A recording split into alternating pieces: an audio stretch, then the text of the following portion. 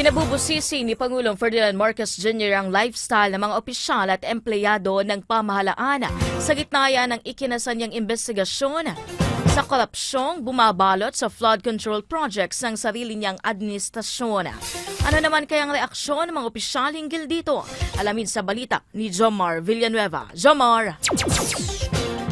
Aning kasado na ang lifestyle check para sa mga opisyal at empleyado ng pamahalaan matapos itong ipag-utos ni Pangulong Ferdinand Marcos Jr. Ayon kay Palace Press Officer Attorney Claire Castro, magsisimula ang lifestyle check sa mga kawani ng Department of Public Works and Highways o DPWH. Maaari anyang magkasa ng lifestyle check ang iba't ibang ahensya gaya ng Office of the Ombudsman at Bureau of Internal Revenue basta't may kaugnayan sa flood control projects. Suportado ni Senate President Francis Escudero ang lifestyle check na ipinag-utos ng Pangulo.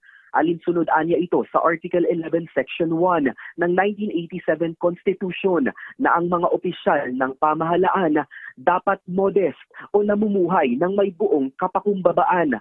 Binigyang diin din sa Section 8 ng Republic Act 3019 o Anti-Graft and Corrupt Practices na posibleng i-dismiss o patalsikin sa posisyon ang mga opisyal ng pamahalaan na may hindi maipaliwanag na yaman. Hinimok din ni Escudero ang Pangulo na suportahan ang mga anti-corruption bills gaya ng Senate Bill 232 na layong i-waive ang Bank Secrecy Law at Senate Bill 783 na nagbabawal sa mga public official at kanilang fourth degree na mga kaanak na maging kontratista ng pamahalaan. Sang-ayon din ang Makabayan Bloc sa hakbang ni Marcos Jr. Pero ang hamon nila sa Pangulo, lead by example. Ayon kina ACT-Teachers Representative Antonio Tino at Kabataan Representative Reneco, dapat na sumailalim din ang Pangulo sa lifestyle check at ilabas ang kanyang Statement of Assets, Liabilities, and Net Worth o SALN. Hindi raw kasi akma ang lifestyle check kung mismong si Marcos Jr. hindi kayang ilabas ang kanyang SALN.